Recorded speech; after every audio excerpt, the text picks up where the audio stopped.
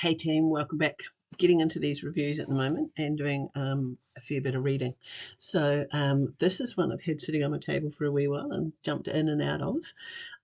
Finally put my head to it, and a really interesting read. It's called Collaborating with the Enemy and How to Work with People You Don't Agree with or like or trust. It's written by Adam Kahane, not too sure on how to say that last name. Published in 2017 by Barrett Kohler Publishers, a leadership book publisher. So yeah, another new one I haven't come across.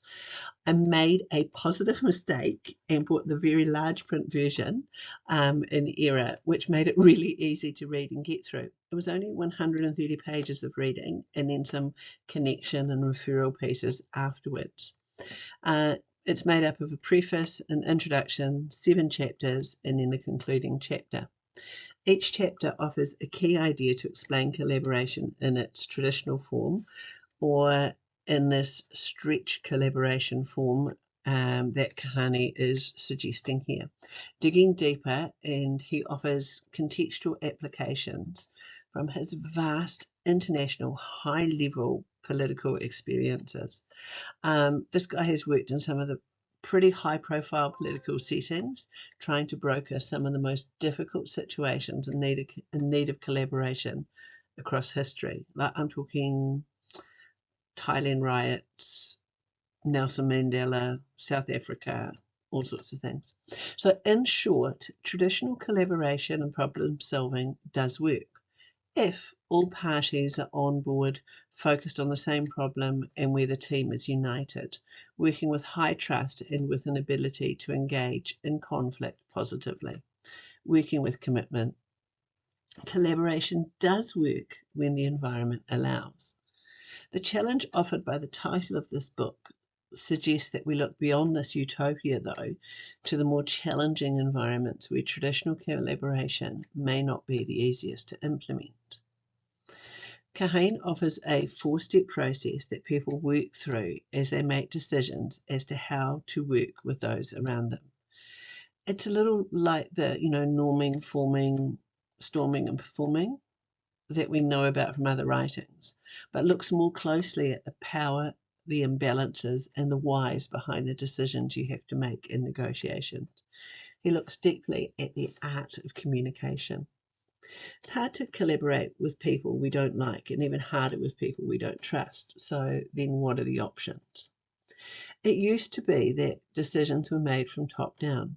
Those from the top determine or observe a problem, and then they see themselves as the best equipped to launch into finding the solutions and to develop change programs, or they bring in a consultant. The second belief is that we can problem solve our way to the future. The glue in the language in this is about holding people accountable and demanding consequences for failure, and it doesn't always work. Kahane suggests that there is another way. So let's get into each of the chapters briefly. In the introduction, so how to work with people you don't agree with or like or trust. This is about conventional collaboration, is that it requires us to be all on the same team and headed in the same direction, to agree on what has to happen and to make sure it happens, and to get people to do what needs to be done. Conventional collaboration looks like a planning meeting. In complex situations with diverse others, calls for collaboration that cannot and need not be controlled. He's talking more about where collaboration, the power is more balanced than imbalanced. Stretch collaboration abandons assumptions of control. It doesn't seek harmony, compliance, or even agreement and trust. Conventional collaboration and stretch collaboration. Now, I've created a little table that you can see on the summary, and that you can see in the write-up on the website to go through, and it talks about the pluses and minuses of each, and you either implementing something or you're being part of the co-creation of it. It talks about the power imbalance. One talks about the predictability and the sequencing of tasks, and then the other talks about the listening and the predictability and getting it wrong. One talks about power down and one talks about power being equal around the table. The stretch collaboration requires those involved to build an understanding, not to agree or to even to define a problem. Secondly, it stretches people away from clear agreements about the problem, solution and plan, which sounds really vague and random if you don't know what the problem is, but you kind of know you've got to collaborate to get stuff done and you can't define the problem. But hey, I kind of got it once I got to the end of the book towards, systematically experimenting with different perspectives and possibilities. The third part of the stretch is to move people from trying to change what others think and do, to move towards doing that, doing what we are willing to do and what we are willing to change in ourselves. It requires push and pull and a whole lot of listening. So chapter 1, it's titled Collaboration is Becoming More Necessary and More Difficult. So statements like, I could never work with those people. And this is about that enemifying. I'll say that again, enemifying syndrome. It's the us and them. It's about creating enemies.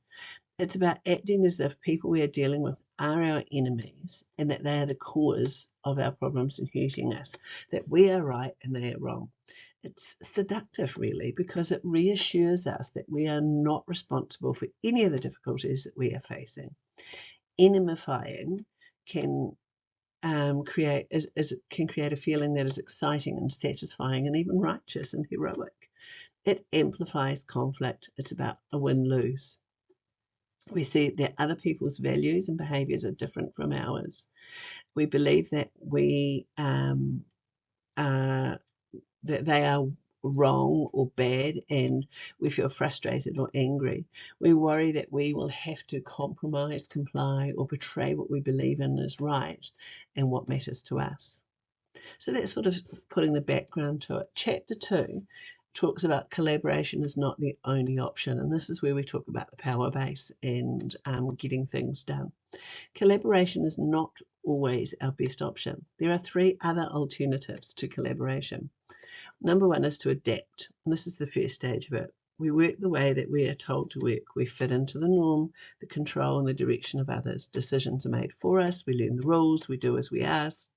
We get on with living our life without expending energy on trying to change things we cannot. This can actually divide, and thinking goes underground. Then the second phase is that of collaboration, the one that we're interconnected and interdependent. We ought to work together. And it's sometimes true. It works if the power base is balanced. It does require the ability to debate and discuss and to have conflict if it genuinely works. It requires people to partner and being open to working together. The other alternative, number 3, is to simply force. When we think we ought to and may be able to change our situation without working with others, like unilaterally, it's about imposing in many different ways. We push through our thinking. And then number 4 is that other option of exit. We just simply walk away. We exit things that requires us to give up a lot that matters. We adapt, or we exit with others when others are more powerful than us, and so can force things to be the way that others want them to be. So that's that little background of the alternatives and the options in chapter 2, and then it moves into chapter 3, where it's titled Conventional Constricted Collaboration is Becoming Obsolete. So that conventional model of collaboration is going out. Even conventional collaboration is about control. Change management assumes control. In this, there is only one right answer, one pathway. The opportunity to co-create is limited. It is often still top-down and follows a traditional problem-solving mode. It is less effective than you think. And leadership of this can be deemed arrogant, and the process is alienating and divisive. So in that conventional process, number 1, smart people think through the problem and plan, and then that number 2, they get authority to approve it, and then number 3, they instruct the subordinates to execute the plan. And this, my friends, is becoming obsolete. When people come to complex problems and challenges, they almost never follow those 3 steps. because there is no right answer and people often disagree on problems, solutions, and steps forward. There's a single agreed solutions are not needed, and there's not a single version of the truth. Multiple truths exist and need to be understood. So chapter 4, unconventional stretch collaboration, is becoming essential. Stretching creates flexibility and discomfort. It is unfamiliar and uncomfortable. It is about backing off from trying to change what others are doing, and instead they each consider what they themselves might do differently. It's about accepting their own roles and responsibilities for what is happening. My suggestion, read Chris Argyris, Teaching Smart People How to Learn, and you'll see some really strong alignments there. Stretch collaboration abandons the illusion of control. The team chooses to engage or not. They commit to their own team first and their own processes, and then they learn to engage with the collaborative team. The team doesn't agree on a plan for what should be done, and members have strong views about what ought to happen, but can't compel others to go along. They listen, they challenge, and ideate in ways that work for them. It is about hearing, understanding a perspective, not necessarily agreeing, expressing and experimenting. So chapter 5, chapter 6 and chapter 7, they all get into the parts of it. Chapter 5, the first stretch is to embrace conflict and connection. And dialogue is simply not enough. It is knowing about how and when to engage and how and when to assert. And we need to do both. There is more than one whole. There are multiple wholes. I'm loyal to my team and I'm loyal to the collaborative team. That's 2 wholes to start with. There is no such thing as working for the greater good or the good of the whole. In stretch collaboration, you work for your first team first, this whole, and then maybe the bigger whole. You alternate power and love. I liken this to the ferocious warmth work of Tracy Ezard. You can't choose between inhaling and exhaling. You need both. You need to engage and assert with care and when the timing is right. The extremes of all of this can lead to manipulation and imposing, or capitulation and resisting. The balance of this is critical for stretch to work. So chapter 6, the second stretch, is to experiment a way forward. Solutions come in the form of options and ideas generated by the group and not imposed on anyone. This is where you influence.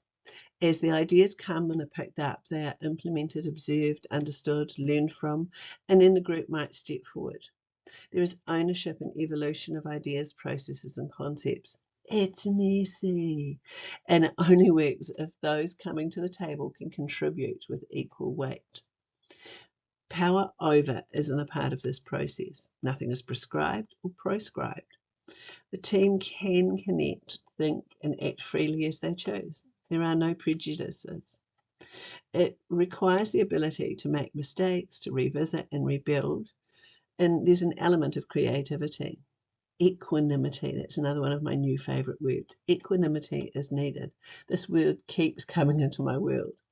And this is about working with calmness and composure, especially in a difficult situation. It looks at possibilities, not certainties. The ability to rework and not be right counts.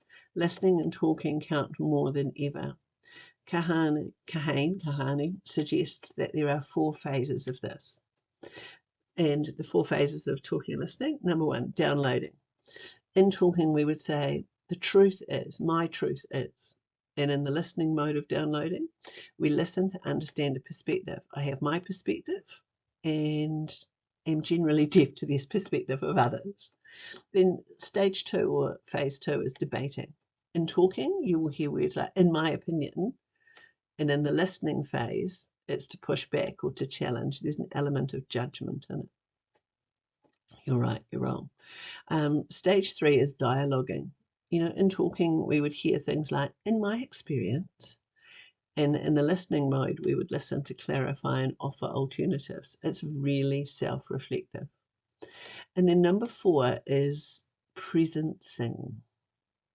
And in talking, you would hear people saying, well, what I'm noticing here and now is, it's about the present.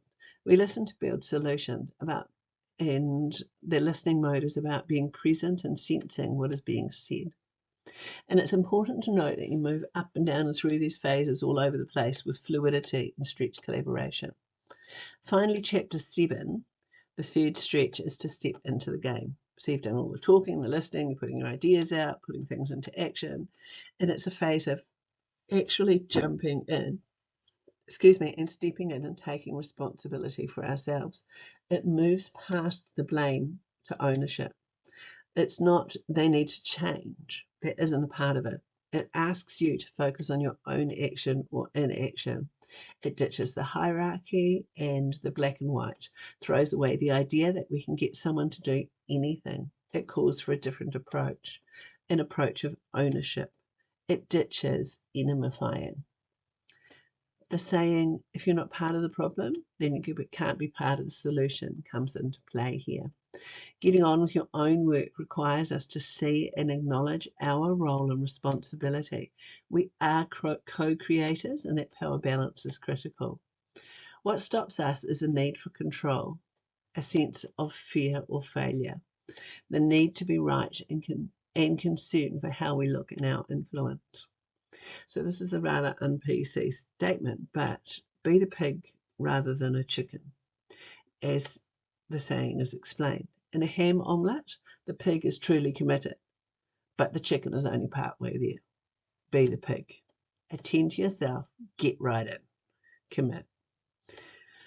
So the concluding chapter is how to learn to stretch, and this chapter sums it all up and offers a series of tasks that you can do over a 6-week block with a friend to try out this approach. So overall, it's a really interesting read. And it's one to really challenge and stretch your thinking. There are ideas that I could take into working with others, but there are also limitations in taking this learning and to trying to build it into an everyday collaborative approach. If the power balance isn't there, or without everyone having a shared understanding of this approach. Sometimes an external facilitator might be the key here, and not all of us have the luxury of this. The title is grabbing and offers hope, but unless power evens out, there are 3 other options in chapter 2, adapt, force or exit, which is what many of us have already done and tend to do. The stretch approach has merit in the right context. Ciao for now.